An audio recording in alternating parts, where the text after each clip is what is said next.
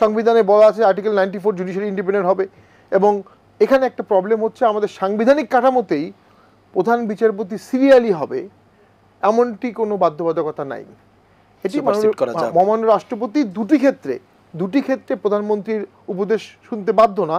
একটা হচ্ছে prime minister কাকে নিয়োগ করা হবে আর চিফ জাস্টিস, কিন্তু প্র্যাকটিক্যালি তো এটা প্রাইম মিনিস্টারই দিয়ে থাকেন। তো সেখানে পলিটিক্যাল কনসিডারেশন ছাড়া আর অন্য কোনো কনসিডারেশন থাকবে এমনটা আমরা কখনো মনে করি না।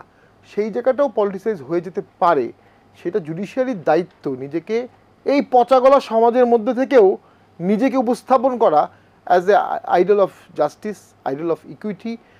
পাকিস্তান পিরিয়ডে তো আইয়ুব খান যাদেরকে নিয়োগ দিত, পলিটিক্যাল ইস্যু যখন আসতো তারা ফোন ছিঁড়ে ফেলতো যে আইয়ুব খান ফোন দেবে, নিয়োগ দিয়েছে কিন্তু আইয়ুব খানের বন্ধু বান্ধবকে নিয়োগ দিতেন, কিন্তু ওরা আইয়ুব খানের সুপারিশ শুনতেন না। আমাদের জুডিশিয়ারিকে কোনো কোনো ক্ষেত্রে সে স্ট্যান্ড নিতে হবে, তা না হলে সব যখন ধসে যাবে। আমার সিনিয়র বলতেন কোর্টে যে প্রধান বিচারপতি, সেনাপতি, রাষ্ট্রপতি, এই তিনটা যখন শেষ হয়ে যাবে তখন দেশ শেষ হয়ে যাবে। তিনটা পতি, তো এই তিন পতির এক পতি হলো প্রধান বিচারপতি। যদিও জুডিশিয়ারিতে আমাদের বাজেট খুব কম, লোকবল খুব কম, অনেক সমস্যা আছে, বাট স্টিল জুডিশিয়ারিকে শো করতে হবে, এবং অনেকবার করেছি জুডিশিয়ারি। আমরা যেটা মনে করি অন্যান্য পলিটিশিয়ান, অন্যান্য আমলা বা দলের বিভিন্ন সাধারণ সম্পাদকরা যে ভাষায় কথা বলবেন, জুডিশিয়ারি সম্পৃক্ত ব্যক্তিরা কখনো পাবলিকে সেভাবে কথা বলা উচিত না।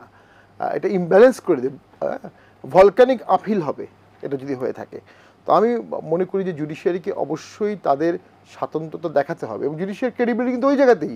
ব্রিটিশ পিরিয়ডে জমিদাররা যখন কৃষকদের অত্যাচার করতো, তখন ওই আচকান পরা ছাতা পরে মুন্সিবরা ওই জমিদারদেরকে নিয়ে এসে জেলে দিত, কৃষকের পক্ষ নিত। তখন জুডিশিয়ারির জনপ্রিয়তা বাড়লো, এবং 80s ব্রিটিশ পিরিয়ডের শেষের দিকে জুডিশিয়ারির জনপ্রিয়তা ট্রেমেন্ডাস ছিল এই সাবকন্টিনেন্টে। তো সেই জুডিশিয়ারি তো আমরা চাই। নাও কোটা নিয়ে একটু কথা বলবো, দুটি কথা বলবো। একটা হচ্ছে কোটা কখনই আমি বাতিলের পক্ষপাতী না। আমি মনে করি যারা আন্দোলন করছে, আমি টোটালি একমত, রবীন্দ্র ফারাজের সাথে অর্গানিক আন্দোলন, এটার মধ্যে কোনো অন্য ষড়যন্ত্র খোঁজার কোনো দরকার নেই। তবে আন্দোলনটা একটু বিচ্ছিন্ন, তারাও কি চাচ্ছে কংক্রিট না। তাদেরও উচিত আইনের ছাত্র, সংবিধানের ছাত্রের সাথে বসে সাংবিধানিকভাবে একটা যৌক্তিক দাবি তোলা। সেক্ষেত্রে অবশ্যই কোটা নির্মূল আমি এটা পক্ষপাতী না, কারণ আমি গ্রামে গিয়ে দেখেছি কোটা প্রয়োজন আছে। যারা অরফ্যানেজ তাদের দরকার আছে, যারা আপনার ডিসেবল তাদের দরকার আছে, এবং হতদরিদ্র মুক্তিযুদ্ধ পরিবারের দরকার আছে। কোটা যদি না থাকতো তাহলে ভারত তো বাবা সাহেব ভীমরাও আম্বেদকরকে পেত না, পৃথিবীর অন্যতম শ্রেষ্ঠ কনস্টিটিউশনাল লয়ার, অন্যতম শ্রেষ্ঠ কনস্টিটিউশনাল ল মিনিস্টার। তো কোটার প্রয়োজন আছে, নাই এমনটা আমরা বলবো না।